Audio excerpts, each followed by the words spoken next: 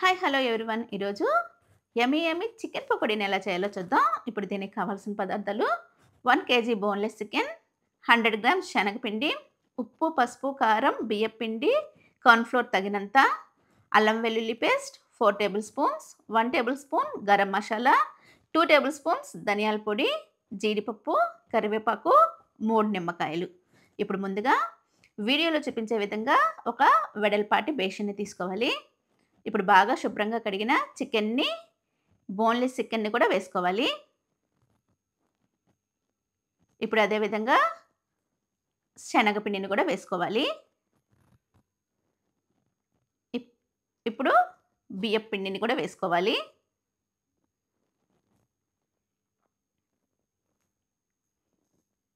ఇప్పుడు కార్న్ ఫ్లోర్‌ని తగినంత వేసుకోవాలి.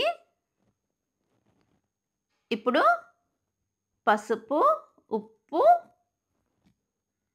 వేసుకోవాలి. 1 టేబుల్ స్పూన్ గరం మసాలా,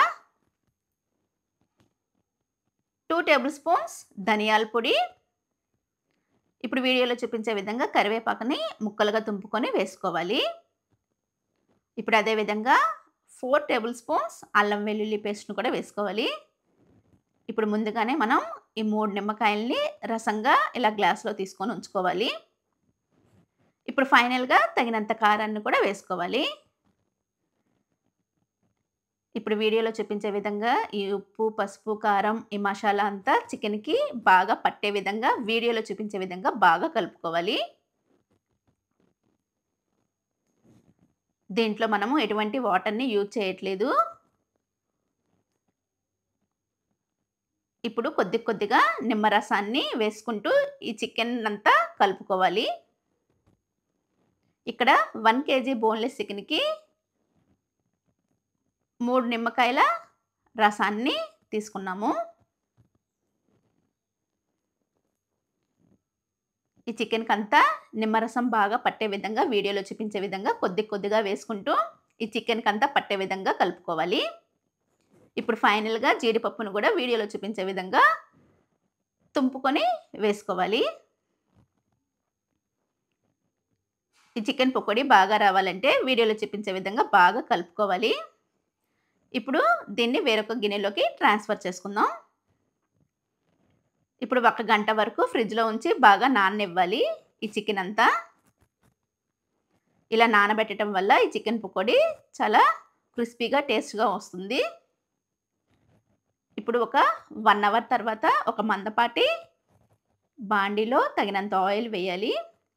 ఈ ఆయిల్ కొద్దిగా హీట్ అయిన తర్వాత ఒకదాని తర్వాత ఒకటి వీడియోలో చూపించే విధంగా ఈ చికెన్ పీసెస్ అంతా వేసుకోవాలి. మంటని మీడియం ఫ్లేమ్‌లో ఉంచుకొని ఈ చికెన్ పకోడీని వేయించుకోవాలి. ఇది లైట్ గోల్డెన్ బ్రౌన్ కలర్ వచ్చేంత వరకు వేయించుకోవాలి. మంటని మీడియం ఫ్లేమ్‌లోనే ఉంచుకొని వేయించుకోవాలి.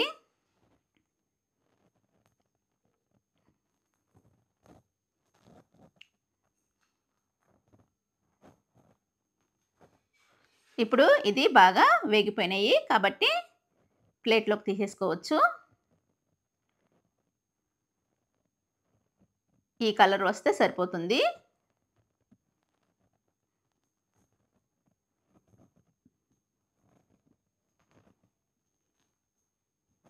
ఈ చికెన్ పకోడీ చాలా టేస్ట్‌గా ఉంటుంది. పిల్లలు ఎంతో ఇష్టపడతారు.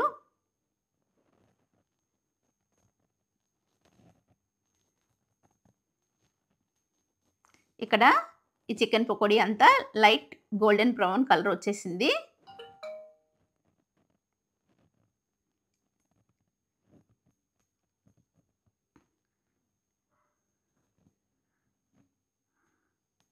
అంతే, చాలా easy and tasty tasty chicken pakodi ready.